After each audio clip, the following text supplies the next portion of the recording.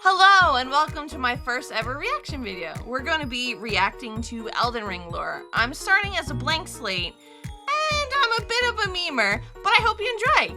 Now we're starting the video. Wow, first reaction. Hi YouTube, I don't know anything about this. Let's begin. Our story doesn't begin in the lands between. It begins in the cosmos, far away, with an outer god called the Greater Will. There are a lot of outer gods mentioned in Elden Ring. You can think of these kind of like the Great Ones of Bloodborne. They're distant beings, they're all-powerful, and they're quite unknowable by design. Isn't that what gods are? Anyway. But many of these outer gods want to make their presence felt in the world. The Greater Will, maybe most of all.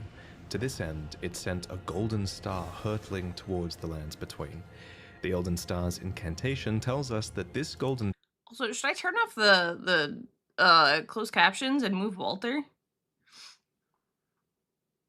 Yeah, okay. Give me a second. We're just gonna put this little guy over here. Whoop! And turn off closed captions. Okay, so far, gods, powerful, outer gods, not inner gods. Not to be confused. Something world. Greater Will being an outer god is speculation. Well, not anymore. Now it's real. Thought it was Elder Scrolls. It's Elden Ring. Yeah. For the golden throne where the emperor sits. I don't even know, man. I know there's golden trees.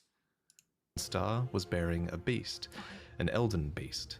The Elden Remembrance calls it... I've seen people fight this thing before. I've seen this thing. It's a little space worm. I've seen this thing. Spoilers. A vassal beast of the Greater Will. If you didn't know, a vassal is someone who holds land on behalf of their overlord. Obviously, this is fitting in this case, because the Elden Beast occupied the lands between on behalf of the Greater Will, and was a living incarnation of the concept of order. As such, this beast would later become the Elden Ring. The Elden Ring... So a beast becomes a ring after they occupied land. I'm getting it, Chad. If you own land... You're good. Okay, I got it. I think I got it. Glyph, lore frog and Anderson. What? I don't know what any of this is. Itself is made up of runes of power, some great, some small, that together represent a sort of logic for the world to follow. Thus, the Elden Ring represents order. The true nature of this order is a subject of constant debate and research undergone by fundamentalists. But two of the key fundamentals are the laws of causality and regression. You can think of the law of causality as cause and effect, where actions have consequences, and those consequences are new causes that branch out into infinity. These are the relationships between things. Then there's the law of regression that states that all things eternally yearn to converge and return to their roots. Fittingly, then, the Elden Ring is housed within the Erdtree, which towers... Okay, so he said, hold on. One is cause and effect, but it branches out, and the other one regresses, so it goes back into one thing? You read the comments for the volume to fully read them since there's not chat yet. Okay, I mean, I'm reading them. You could always rewind to... Yeah, but I'm just trying to think, because he's like, oh, it's like a tree, cause and effect. Cause and effect is one thing that happens because of something that happened, right? I'm terrible at explaining, right? But like cause and effect is something happens and then something as a result because of that thing happening happens. But then he's like, it's a tree, so it grows out. So that's, I gotta stop taking it so seriously. Let me rewind it a little bit. Consequences are new causes that branch out into infinity. These are the relationships between things. Then there's the law of regression that states that all things eternally yearn to converge and return to their roots. Fittingly, then, the Elden Ring is housed within the Erdtree, which towers over the lands between. But it's very important to stress that life in the lands between did not begin with the Erdtree, the Elden Ring, or the Elden Beast. No, the lands between were occupied well before the Greater Will came. There were other beings here. There were other factions here. There were other gods here. And there was even another great tree here before the Erdtree. And this is where... Okay, we have the Battle of the Trees. Okay, continue. A huge twist regarding the Erdtree comes in. So There are incantations in the game called aspects of the crucible, according to their description. Is this the frog thing you guys were talking about? Because he looks like, you know, when the frogs are like he's got that like giant like frog thing going on, I think. Descriptions, these are manifestations of the Erdtree's primal vital energies, and I quote, "They are an aspect of the primordial crucible where all life was once blended together." But how could all life be blended together in the Erdtree if the Erdtree appeared after life existed? Well, there can only be one answer, right? That the Erdtree is a parasite, and it took over a tree that existed here before. This ancient tree was called the Great Tree. So the Great Tree... The Great Tree's a parasite? Okay, when he was saying, like, we all know what it's gonna be, I was not guessing parasite. I was... Okay, continue. Was almost certainly the location of this primordial crucible, and it must have been a very powerful primordial force for the Greater Will to have commandeered. It might even be the reason the Lands Between is important to the Greater Will in the first place. It also explains why spells and enemies related to the Great Tree's crucible would eventually be looked down upon. For example, the Knot Talisman is fashioned from a knotted vestige of the crucible, and it was considered a... Okay, crucible, because Sather said crucible is like a manifestation of primal life, think animals and such. So this crucible knot thing, which I'm gonna read the quote in a second, and it's also behind me. It's a manifestation of all life, but so like everything. It's a C tier tree. Okay, was considered a signifier of the divine in ancient times, but is now increasingly disdained as an impurity as civilization has advanced. So it got not so good. We have a tree tier list. Well, there's the glowy tree, which I already forgot the name of, and then there's the dead-looking tree. And apparently we're in a war of trees, but the glowing tree is a parasite. And then there's something that regresses to the roots, and then there's cause and effect. I'm learning a lot. I don't know what I'm learning, but I'm learning a lot. Hello, welcome in. A lot of speculation. Most of this isn't factual. Elden Ring lore isn't really explained. It's like a handful of notes like this. Is this the one with all like the books in it, right? Don't they have a bunch of books in the game that you could read and stuff? Maybe. Unless I'm remembering the wrong game. Signifier of the divine in ancient times, but is now increasingly disdained as an impurity as civilization has advanced. Enemies related to the Crucible are the Omen, the Misbegotten, and the Crucible Knights, and all three Crucible Knight looks sick. Continue. of them would be shunned, enslaved, or imprisoned. Those who speak for the Erdtree... I've been in this area before. I was in here and I fell off the castle walls many times. And then there was some guy with a quest with we had to find his son, and then it was not good. Spoilers if you haven't played, but I was in this area. I died many times here. That's why I remember it. I remember these motherfriggers. I remember them. Elden Ring is the mainless game with the rune bear. Rune bears. I'd like to forget the rune bears. Thank you. Can't be a great game to subscribe to Tether Review. Yeah, not so great, are you, Mr. Tree, huh? It got so not good. It describes the story of every FromSoft game, so I'm getting it correct. Looked healthy to me, especially compared to the other guys. With the glowy tree or the dead tree? Gonna Thrive just makes the video, and the comments are just legitimately screaming. Bunch of books, me thinking of Skyrim and Oblivion. Oh, that's probably what it is. There's item notes, limited dialogue for NPCs, and environmental storytelling. Old narratives told from world building. All I know is that I suffered. I got my butt handed to me several times. Rune bears chased after me. These guys were annoying, and I kept falling. Oh, wait, there's also the harpy people here. Fact those harpies. I got stuck in a corner, and they hunted me down. That was not nice. Oh, it's all coming back to me now. Oh, my God. Fact those harpy people. Okay, okay, back to the lore. Don't want you to know its roots, so to speak. According to the spell, Protection of the Erdtree, in the beginning everything was in opposition to the Erdtree, but through countless victories in war, it became the embodiment of order. In Marika's own words, the Erdtree governs all. The choice We're ruled by a tree? Is thine. Become one with the order, or divest thyself of it. to wallow at the fringes, a powerless upstart. But the greater will, Does she get your DMs there in trees? Doo-be-doo. And the harpies! You can't forget the harpies! I was there! I was literally there. They got me stuck in a corner and I was like, alright, just delete me, guys. And they were like, wah! And it was, oh my god, it was terrible. Harpy people, fun fact, they're the same race of these weird creatures worshipping the fire. They would worship the fire. They would. Othering didn't interest me, not enough. Daka, well, I unga bunga'd it. So that was the best way I had fun. Did I even use anything? I just put on stuff that was handed to me, and I was like, yeah. And then I rolled onto the world, and then I remember being angry. Yeah, I'll see certain scenes. I don't know what this thing is. I'm gonna get this off the screen in a second because it looks a little funky. But if I see certain things, I'm like, I was there. You're learns Laura's a zoomer. I'm not a zoomer. I when I see things that like make sense, I'm like, oh, I did that. The 2 fingers, nah, that don't look like fingers though. Nah, that don't look like fingers at all, man. Your fingers look like that? That's crazy.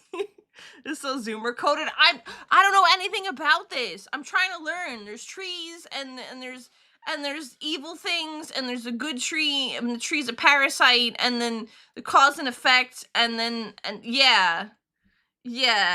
needed more than a big tree. It needed loyal agents in the lands between. To this end, it has the 2 fingers, who are its envoys. Okay, now I see the fingers. The 2 fingers heirloom has a weird picture of them, but it reads, of course, fingers cannot speak, yet these are eloquent. Persistently they wriggle, spelling out mysteries in the air. Thus did we gain the words of our faith. So they knew sign language, Pog, okay. These words are interpreted by the finger readers. These are the undying old crones that you would have found throughout the lands between. They pass down the wisdom of the 2 fingers. Why does she sit like me on a computer seat though? Just wondering, okay. Or at least they used to. Your fingers, please, your fingers. I can read them. Most of them appear to have lost their purpose, and they're desperate to read your fingers and tell you annoying riddles. I'm sorry, they're desperate to read your fingers. I'm sorry. Chad, I'm desperate to read your fingers. Okay, sorry. Since their 2 fingers are likely dead. And yes, of course, there are multiple sets of 2 fingers. You would have found their corpses on the tops of the divine towers. Atop these towers, you loot the fingers in order to activate the true power of a great rune. Specifically though, you are giving benediction back to your great rune. You're taking a blessing back from the 2 dead fingers, essentially. This is just one of many blessings that the 2 fingers can bestow, and my point is kind of that the 2 fingers clearly have more than just influence. They have real power on some level. The Greater Will needs these powerful envoys and agents because, while it's obviously incredibly powerful, it does seem limited by a few things. First is space. The Greater Will didn't come to the lands between itself, it sent an Elden beast to do its bidding instead. Second is time. There is a moment later in the game where your pair of 2 fingers go still because they're forced to commune with the Greater Will for guidance. When they are finished, the fingers will again offer their guidance. But thousands, if not tens of thousands, of moons must first pass. No matter for me. But you, how will you ever manage to wait? So the Greater Will... What's the Greater Will? Something with fingers. That's all I got. The 2 fingers, they're there most of the time. But sometimes they're not there. But they're your fingers. This tells me nothing. I don't know what this means. I got distracted by the worm and kind of phased out for a bit. I'm not gonna lie. How many fingers can they read at once? Can you just putting... Wait! What if... You're right. What if there were more than 2 fingers? Some of the fingers correct. They leave you on red. I just like, they're there. But sometimes... they're not there, and they don't listen to you, and they'll return. But they're also your fingers. I gotta lock the feck in, chat. I gotta lock in, man. I don't know what's happening, man. Also, they lost the hair. There were hairy fingers, and now they're Bald fingers. What about 3 fingers? No, there's only 2! 3 fingers exist, but they're evil and pure chaos. Yeah, but sometimes they listen to you. Sometimes they listen to you and sometimes they don't. I think. Okay. Needs a physical manifestation of order. It needs Just kidding, hair's back. envoys to convey its will, but what it also needs is a god. Introducing Marika the Eternal. I have this utterly enormous mind map of Elden Ring's lore, and there's a reason she's at the center. She's essentially the equivalent of Gwyn from Dark Souls, except unlike Gwyn, Marika didn't just crawl out of the dark and find power. To an extent, it seems like she earned it. We don't know much about her origins, except that she is of the Numen race, which is actually an origin that you can choose in the character selection screen. Numen come from outside the lands between, and are supposed descendants of denizens of another world, long-lived but seldom born. So Numens are like humans, but descended from the lady on the glowy ring? No, okay. Chris Mandel says research. I want so bad to have an image during that part of, like, you know, like the meme where it's like conspiracy. Like, I need that just right there. Newman have hairy fingers, I guess. This is contradicted in the DLC. Oh, so they're not actually descendants from the lady, but aliens. Aliens, chat. Vtuber React really turned to Elden Ring trauma bonding. I don't know what's happening. Numens are humans from outside the realm between. Realm? But what realm? This Elden realm? The finger realm? I don't get it. I don't get it either. Kind of sounds like a ripoff of the Numerorians. I don't even know what that is. But the butt aliens? Just gonna be a stroke. I'm trying. They're throwing fancy words. I would be like, I like your funny words, Magic Man. Like, I don't know. I'm trying. I don't know anything. It's speculation just he poses as factual and big issue is Vadi's vids. Oh. Humans are the same race as Marika, the ringleader, not descended from her. Oh! So they're like... So they're not descendants, but they're cousins, kinda? I can't. What? Okay, so they're like her, but not really. Okay. Alright. Can we go back to the fingers? The fingers were funny. The finger rub. Because with Obama? No? Okay, I get fine. Fine, okay. What? We'll listen, okay. Okay, human, so it's a race. Okay, same race. Okay. But then isn't she like godlike? Hold on. Let's reel it back a little bit. Hold on. Like Gwyn, Marika didn't just crawl out of the dark and find power. To an extent, it seems like she earned it. We don't know much about her origins, except that she is of the Numen race, which is actually an origin that you can So they don't know anything about her origins. They just said that, except she's a Numen race. Okay. choose in the character selection screen. Numen come from outside the lands between, and are supposed descendants of denizens of another world, long-lived but seldom born. At some point, Marika was chosen as an Empyrean. What is an Empyrean? Well, an Empyrean is a being chosen by the fingers as a candidate for godhood. As an Empyrean, Marika received the aid of a shadow to do her bidding. So what is a shadow? Well, it's a wolf, shadow-bound to its Empyrean by the 2 fingers. Lunar Princess Rani is another... Hold up. Hold up. I was getting it, and I was like, okay. The Hold shadow on. to do her bidding. So what is a shadow? Well, Shadows or it's a wolves? wolf, shadow-bound to its Empyrean by the 2 fingers. 2 fingers. Lunar Princess Rani is another example of an Empyrean with a shadow-bound beast. You would have met Blythe. These creatures are the Empyrean's very own shadow. They are completely loyal to their needs and, by definition, incapable of treachery. Marika's shadow was a beast called Malakath. Every Empyrean uses their shadow in different ways, but Marika's sole need of her shadow was as a vessel to lock away destined death. So what is destined death? Well, according to Enya, it's the rune of death. And we go back to the finger. Okay. The rune of death goes by 2 names. The other is destined death. We mentioned earlier that the Elden Ring is made up of runes, and at some point, maybe That's the thing that makes the most sense right now. The Elden Ring was made of runes. Check. Got that. Understood. Okay. when she was chosen as a god, Marika plucked the Rune of Death from the Elden Ring. She gave the Rune of Death to Malekith, her totally loyal shadow, who bore a black blade imbued with this rune. It's kind of genius, really. In a single act, she removed the concept of death from the lands between, while also commanding total control of death through her shadow, who could deliver it at her whim. Now, some of you might be asking, if death is removed from the lands between, how come I can kill this dog? First off, shame on you.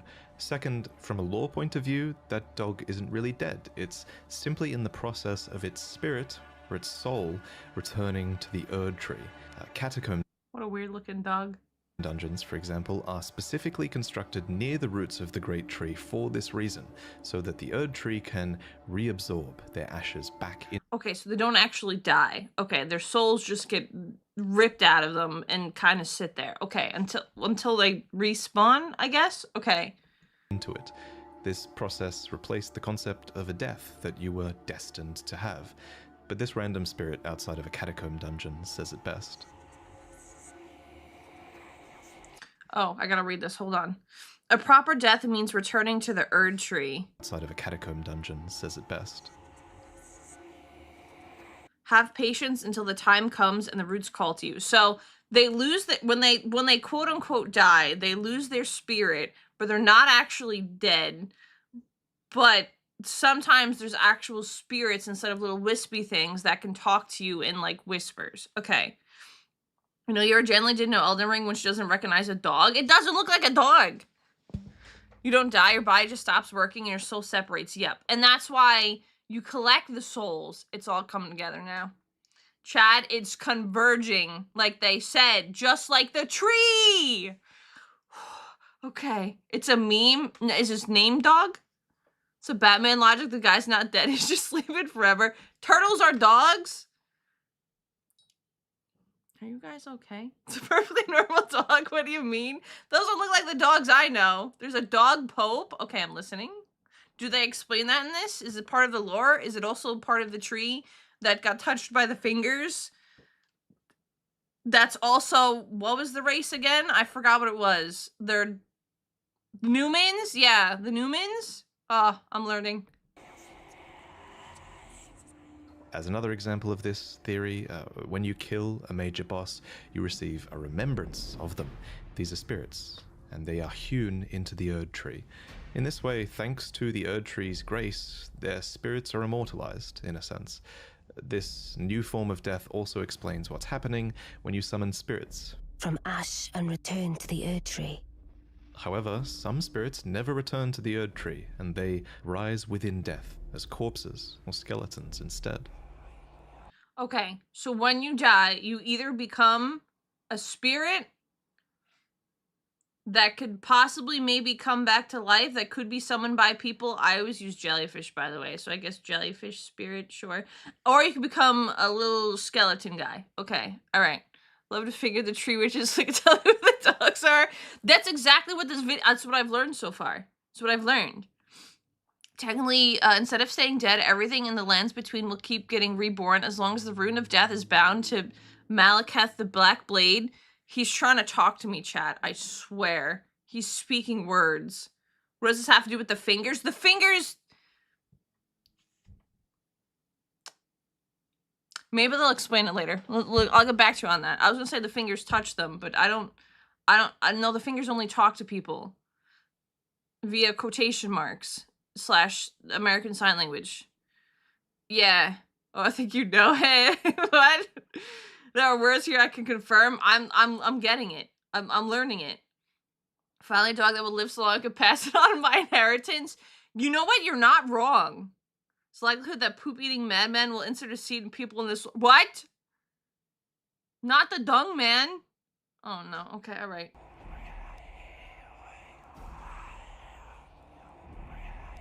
So this was the new order. And it's important to stress that it was in this moment, when the Rune of Death was removed, when Destined Death was taken, this is when Order became the Golden Order. The forbidden shadow plucked from the Golden Order upon its creation. Specifically, this was Marika's Golden Order. So not only did she become a god and a vessel for the Elden Ring, she became renowned as Marika the Eternal for her removal of Destined Death. It was a huge part of her character and her reign as well. However, Marika had more than just death to conquer. She had wars to fight, as the world was occupied by many forces that could threaten her Golden Order. That dragon thing looks sick. Okay. There was war with the Storm Lord, who likely ruled over Stormvale, and there was a war with the Giants, who were masters of a flame that could burn the Erdtree. There was war with the Ancient Dragons, who incidentally had stones that could twist time and thus slay a god. And finally, Stones that could twist time and thus slay a god? Did I hear that right? who incidentally had stones that could twist time and thus slay a god. Stones that could twist time and thus slay a god. Well, be careful, chat, of any stones nearby, because if it could slay a god, it could definitely take you out. I'm just throwing that out there. Don't take the seat from Dirty Man God. I'm learning a lot. You're taking notes? We're learning here. Yeah, I've heard about the loathsome dung eater. Okay, now I know it's a thing. God, I would... Now, if someone offered me $1 million for every lore thing that I got, I'm on lockdown right now. I can mention the fingers. I can mention the fingers signing to people. There's dragons that have rocks that can slay gods. Oh god, this is great. I'm learning a lot. Something about a fancy lady, but there's also like the same race that you could play as in the game. There's gonna be a test. The test is on Friday, chat. Get ready. And finally, there was war brewing with the Carrion royalty, who had previously obeyed laws which contravened the Golden Order. Thus, sort of similar to how the Greater Will needed an Empyrean to enforce its will, Marika herself needed someone to wage war. So, there was to be a husband, a consort, an Elden Lord. The man chosen was Hoarah, a ferocious warrior who became known as the Lord of the Battlefield. His crown was warranted with strength, and while it was for this strength that Marika married him, he was also required to take a vow to conduct himself as a lord. To suppress the ceaseless lust for battle that raged within, Hoarah took the beast regent Sarosh upon his back. You'll notice this is another example of a beast being given for the purpose of serving order. Thus, in this moment, he went from being Hoarah, warrior, to Godfrey, the first Elden Lord, consort to Queen Marika, and a certified demigod. Godfrey and Marika had... So wait, did he become a demigod because he took on that lion spirit thing? Or did he become a demigod because he already was one? Or because he married Marika? Suppressing his lust, I'm all for it now. Well, to become a lord married to Marika, you must suppress your lust, okay? Like his axe, he's got a really cool design. It's a really cool design. Like, I don't know what's happening, and it seems like the lion's kind of like giving him steppies, which maybe he's into. I'm not sure, but like, it's a pretty cool design.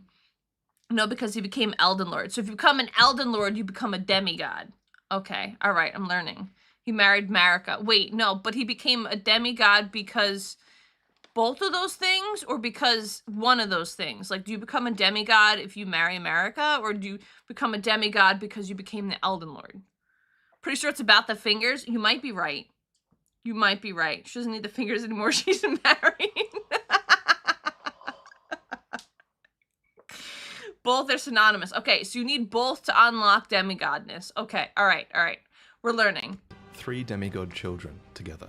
There was Godwyn the Golden, who you saw being killed in the opening trailer, and there were also the reviled Omen twins, Morgoth, who guards the Erdtree, and Mohg, who became Lord of Blood. I think I know both those characters. Sounds super familiar. You might think that Godric was another demigod child, but he actually wasn't. Instead, he was probably descended from Godwyn. Anyway, we'll talk about the demigods more in detail in Gotta give him a hand. another video, so subscribe for that. But for now, just know that Godfrey and his offspring were the first demigods, henceforth known as the Golden Lineage. In his wars, Godfrey led his 16 Crucible Knights into battle, who were named so for they fought with the primordial powers of the Erdtree. Their incantations were aspects of the Crucible itself, and they likely fought giants, dragons, the Stormlord, and more to usher in their age, the age of the Erdtree. In Marika's own words, "Hark, brave warriors. Hark, my Lord Godfrey. We commend your deeds. Guidance hath delivered ye through each ordeal to the place ye stand. Put the giants to the sword and confine the flame atop the mount. Let a new epoch begin, an epoch glistening with life. Brandish the Elden ring for the age of the Erdtree." The Erdtree would go on to be largely seen as a blessing for all of those in the lands between. But wasn't the Erdtree always a good thing?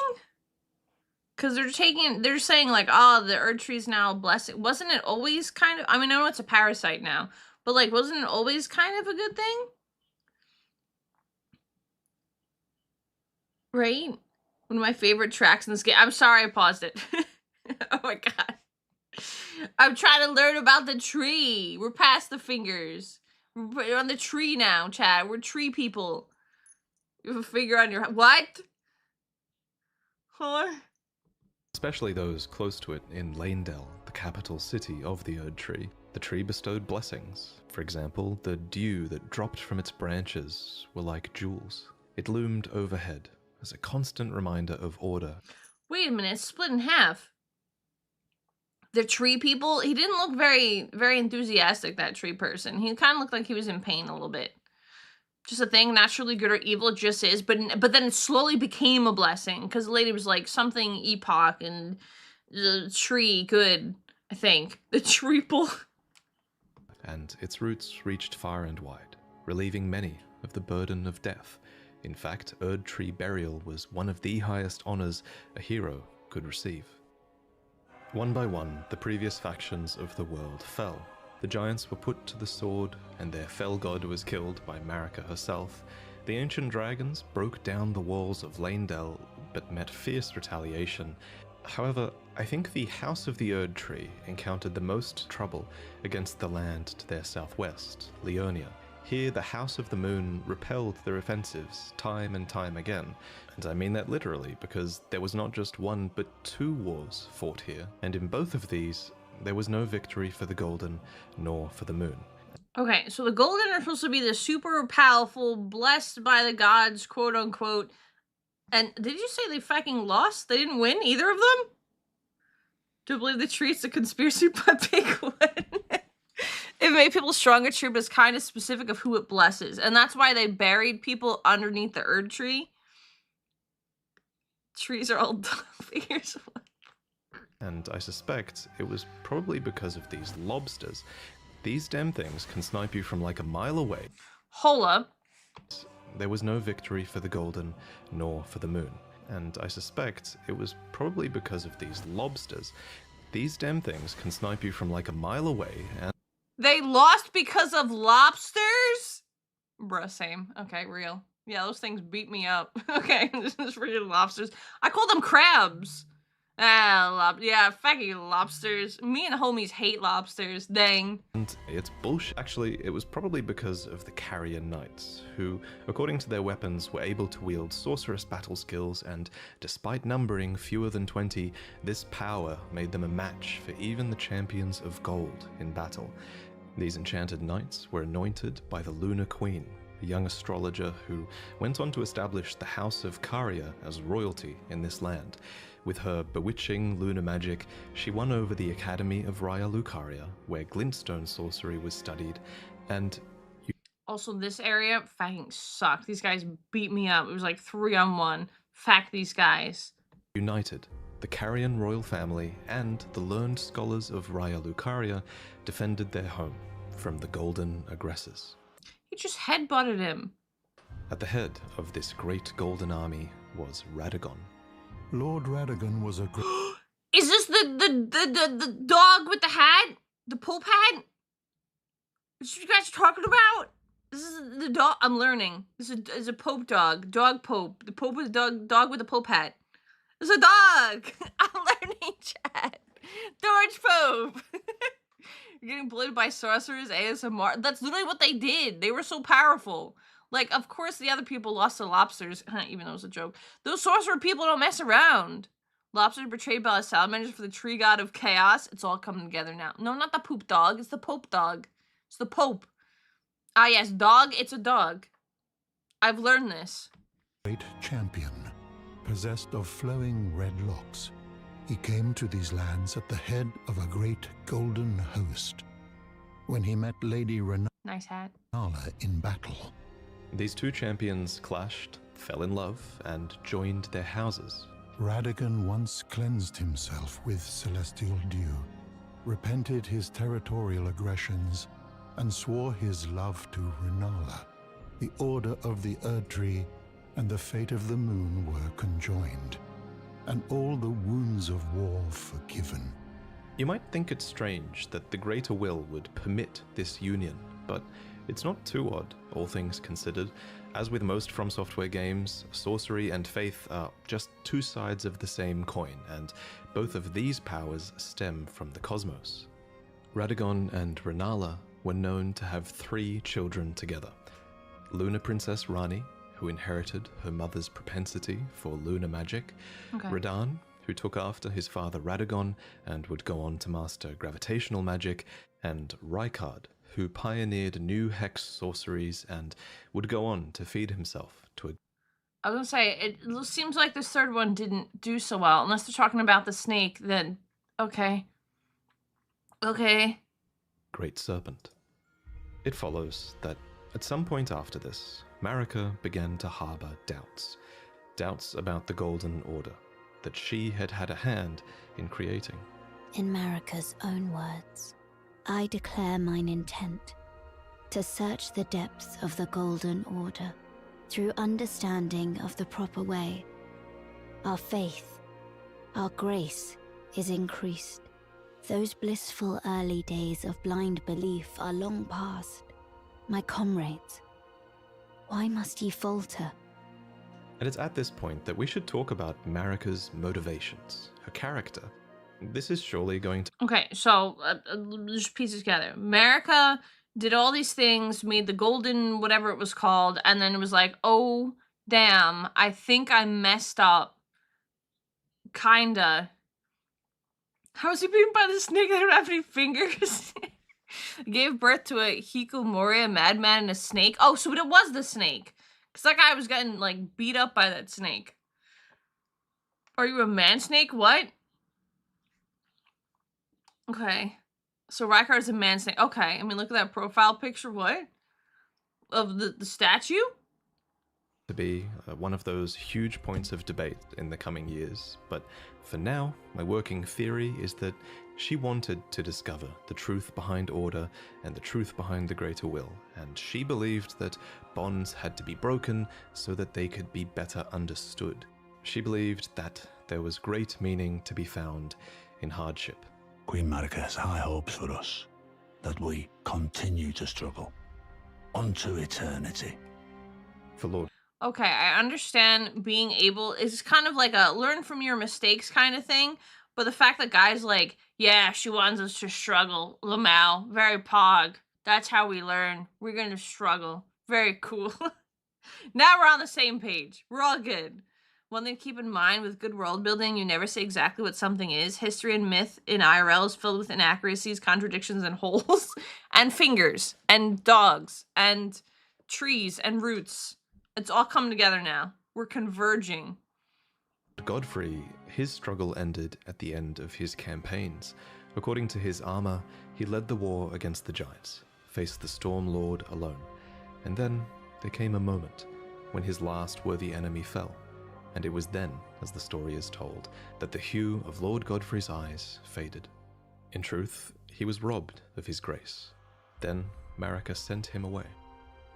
So he was a demigod, and hold on, I'm gonna scroll back a little bit. I'll just scroll back a little bit.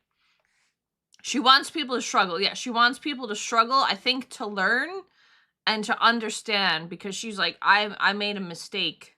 as the story is told, that the hue of Lord Godfrey's eyes faded. In truth, he was robbed of his grace. Wait, I gotta go back a little more. Hold on. Okay. Unto eternity. For Lord Godfrey, his struggle ended at the end of his campaigns.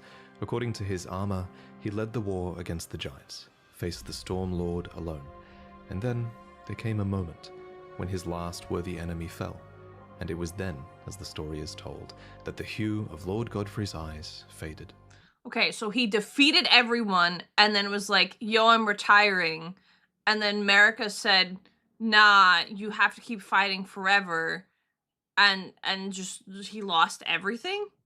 Man got bored, then dumped, and it seemed like she got rid of him. Elden Ring takes players years upon years after these events, so even the smaller we have is an unreliable narrator. I mean, they're doing the best they can. I'm just like, I don't even know. Godfrey was a demigod, then his wife divorced him and took his godhood and divorced. Yeah, it's pretty much what it sounds like, right? It's like, oh, you fought the last strongest person and you have nothing else to do. You want to retire? Psych! You're just gonna roam the world being a normal human now. I feel good, I got yeah, he was like fighting the entire time. He's like, I killed the last strongest person for you, Marika. And she was like, bored, next, rips everything from you, lol, have fun. Like, bro was just trying to retire. In truth, he was robbed of his grace. Then Marika sent him away. My lord, and thy warriors, I divest each of thee of thy grace. With thine eyes dimmed, ye will be driven from the lands between. Ye will wage war in a land afar, where ye will live and die. This became known as the Long March of the Tarnished, as Godfrey and his tarnished descendants walked away from the lands between. But Queen Marika absolutely had a plan here, that Lord... Yeah, that's so messed. I feel bad for the guy. Yeah, she literally was like, oh, you're done fighting? All right, I'm gonna rip everything from you, make the people that were worked under you, I think they said, like, it made it sound like it was, like, his, like, underlings or something, or children, I'm not sure. Yeah, literally took the kids in his godhood and said, go away. Damn, yeah, Marika, what the fuck was she on, man? She just like, are you not entertained? Goodbye. Godfrey and his descendants would one day return stronger, having struggled outside of grace. Then, after thy death, I will give back what I once claimed, return to the lands between, wage war, and brandish the Elden Ring, grow strong in the face of death. Warriors of my lord, Lord Godfrey. Soon after, she found a new husband. Either Of course she did. that or a new husband was found for her. When Godfrey, first Elden Lord, Her new husband's the dog pope? That's crazy. was hounded from the lands between, Radagon left Rennala to return to the Erdtree capital, becoming Queen Marika's second husband and king consort, taking the title of Second Elden Lord. The mystery endures to this day as to why Lord Radagon would cast Lady Rennala aside, and moreover, why a mere champion would be chosen for the seat of Elden Lord. Whatever the So she's got a new guy, but the guy was also married to someone else, but left her, or am I reading that wrong? But there's reasons. I mean, I feel bad for the guy that got everything stripped from him. Radagon is just Marika. Oh, pulled a switcheroo. She split herself and banged. No, it's not herself. It's someone else, isn't it? Hold on. Let me see. Because now we got new guy here. Okay, we got new guy. Let's reel it back. Let's rewind a little bit. Queen, Radagon left Rennala to return to the Erdtree capital, becoming Queen Marika's second husband and king consort, taking the title of Second Elden Lord. The mystery endures to this day as to why Lord Radagon would cast Lady Rennala aside, and moreover, why a mere champion would be chosen for the seat of Elden Lord. Okay, so I was right. So he was in a relationship before, and then pretty much he was chosen, or he decided to go for it, and now he's trying to get with Marika, and now he's the second Elden Lord. Okay, Marika sucks and left Godfrey, and Radagon sucks and left Renala. Plot twist, they're the same person. What? Godfrey and Radagon is the same person? Oh. I was like, what the fact that like he dumped in? Just kidding. Psych. Puts on a mustache. It's me. Like I was like, damn. That she really need to fix herself. That the first time that some guy married some goddess. It's where it gets confusing. Also, speculation ramps up here. Oh, okay. All right. So it's kinda, but not really. Okay. All right. There's in speculation. It's clear. I'm confused, but I'm trying to get there. Okay. Whatever the case, as a part of this union, Radagon's prior 3 children with Renala became demigod stepchildren, granted grace thanks to their new family tree. Renala... Convenient. I know this thing! Okay, is this one of the 3 children, the step demigod children? ...was broken by this, and so was her country, Leonia. The Queen's set reads, when Renala, head of both the Academy of Raya Lucaria and the Carian royal family, lost her husband Radagon, her heart went along with him. And then those at the Academy realized that Renala was no champion after all. In the wake of Radagon's betrayal and Renala's poor judgment, Leonia struggled with civil war, with the Academy of Raya Lucaria on one side and the Carian royals on the other. And it's here, during the age of the Erdtree, that Lunar Princess Rani, daughter of Renala and Radagon, stole a fragment of the Rune of Death. It happened during the golden age of the Erdtree, long before the shattering of the Elden Ring. Someone stole a fragment of the Rune of Death from Malekith, the Black Blade. As mentioned previously, Malekith... How do you just steal it like that? Like, is it not guarded, or like people aware of it? She just went, hey, yoink. And like, they're like, oh, someone stole it. And they just don't know? What? Was Marika's shadow, and he had sealed destined death in a black blade. Then a fragment, only a fragment, of this Rune of Death was stolen. And once this happened, Malekith went a step further in protecting destined death. He bound the blade within his own flesh, such that none might rob death ever again. It was too late, however. This fragment of the Rune of Death was used immediately, that night, to kill a demigod, Marika's own son, Godwyn the Golden. That was the first recorded death of a demigod in all history, and it became the catalyst. Okay, didn't expect that. That was an M. Night Shyamalan plot twist that just took me out of nowhere. But I thought this was a still image. The fact that that thing wriggled also creeps me out. Just steals a bit of it. Understand, I'm not gonna lie, it took her a lot of effort to steal it. Oh. I mean, I'm sure they're not gonna explain, like, and then she tiptoed into the fort, you know, but, like, it kind of makes sense. Sounds like Malekith should have been hired chief of security to... That's just crazy. It's a big plot drop. It's Godfrey's son, the one who was sent away. But they just... Hold on, I'm gonna roll back because I feel like that was a lot of really important stuff, and it was just like... Okay, so let me go back over here. So, this guy, this is Malekith, right? So, took the sword that has death in it, sealed it within himself so you couldn't steal from death ever again, and then bad things happened. Okay. Further in protecting destined death, he bound the blade within his own flesh, such that none might rob death ever again. It was too late, however. This fragment of the Rune of Death was used immediately, that night, to kill a demigod, Marika's own son, Godwyn the Golden. That was the first recorded death of a demigod in all history, and it became the catalyst. Soon, the Elden Ring was smashed, and thus sprang forth the war known as the Shattering. Now, there is a lot of really credible evidence that Marika was behind this plot to have a fragment of the Rune of Death stolen.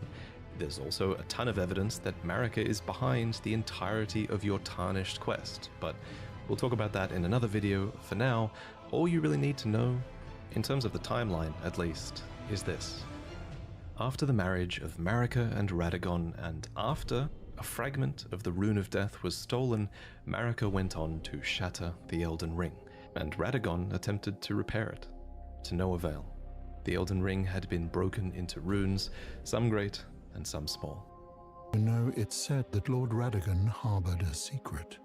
A famed sculptor of the Erdtree capital was once summoned to render Lord Radagon's likeness in giant stature, when he glimpsed the skeleton in Radagon's closet. And as such, it's said the great statue harbors his secret too. Of course, the huge twist in Elden Ring is that Radagon is Marika, or depending on what you believe, he became her, for she knew it was going to happen. In Marika's own words, O Radagon, leal hound of the Golden Order, thou art yet to become me. So she knew that. That's crazy. Is that why? Wait, is that the one she sent away or the one that she remarried? Because the names are still not sticking with me. Again, the same person, they both suck. Yeah, well, she's like, I knew you were going to become me, Lamau. Things that are discussed with Marika being behind this murder are pure speculation. I personally have a different theory, but that's for after. Well, I mean, if we could listen to different ones after this, because this is, I'm learning things. Again, the same person. I read that. And once she remarried. Okay, the one she remarried. Okay, so she remarried herself. Oh, that's why you guys were making the jokes. That didn't click before. Oh, that's where the speculation is. Was Marika and Radagon always one or not? At least the point where they were separate. Well, I mean, technically she married herself. So technically, if you're a different person that becomes that, you know. Yeah, this is confusing. Okay, all right.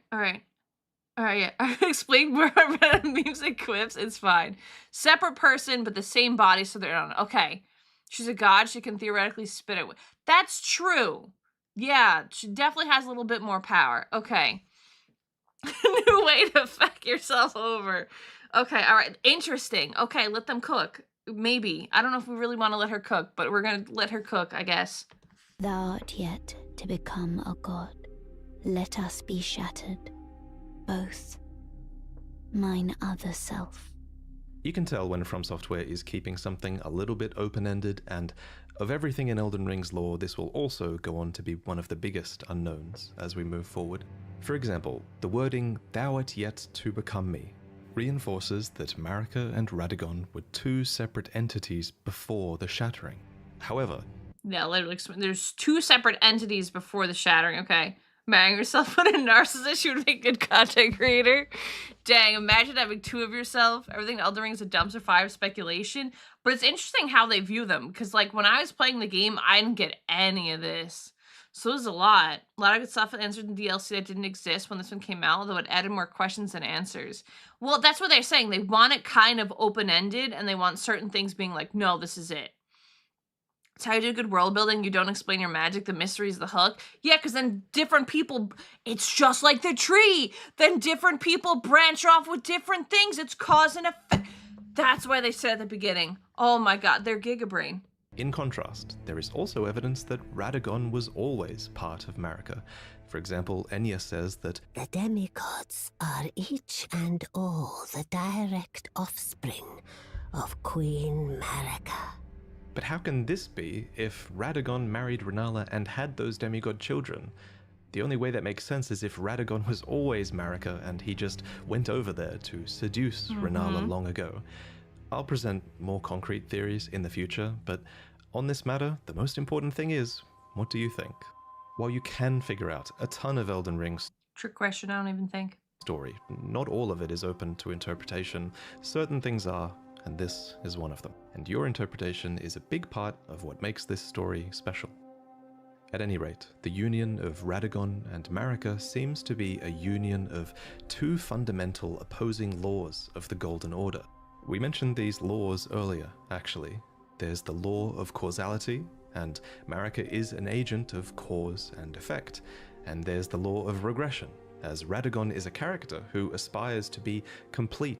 It's circled back. Gigabrain, cause and effect, oh my god, they're one and the same. Trick question, they're trying to distract us from the fingers. The fingers aren't part of this anymore. We left the fingers in the past. It was all about merging into the same person, and it's the finger. No fingers. No. Remember Inuyasha? If you did just think Naruto and his incarnations. No, I don't remember any of that. and regress together.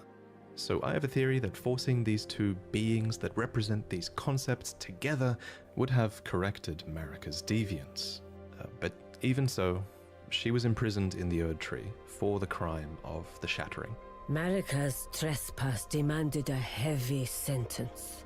But even in shackles, she remains a god, and the visions... I thought she broke she's in shackles? I thought she broke the Elden Ring. Isn't this thing the symbolization of the Elden Ring? No? No? Vessel. The conjoined Radagon and Marika even had two demigod children of their own, Mikola and Millennia. These two children were born afflicted. Mikola was cursed with eternal childhood, and Millennia harbored a horrific rot within. Even so, these two children were both chosen as Empyreans. They were immensely sacred beings, and eligible to inherit godhood from the greater will. Oh, she broke the Elden Ring. She became shackled by its fragments. Oh, okay. How she turned to space lappers? Wait, Marika's the space worm thing? Perhaps the greater will was just desperate to find a worthy successor, and indeed in the Shattering War to come, many would try to claim the shards of the Elden Ring, and they would try to take the throne, including, of course, the Tarnished, who returned from their long march at long last, which we'll talk about in the next main lore video. I should probably also mention here that if you become a patron, you'll see upcoming lore videos early, as that's one of the rewards you get if you pledge to the $3 tier. And if you think my channel really adds a lot of value to the Souls games for you to the point where you pledge $20, then in this... I mean, this guy's taught me a lot, I'm not gonna lie. Thank you so much for watching. If you enjoyed the content, please consider liking and subscribing. Again, this is my first reaction video, so if you have any suggestions, please feel free to leave them in the comments below. Thanks!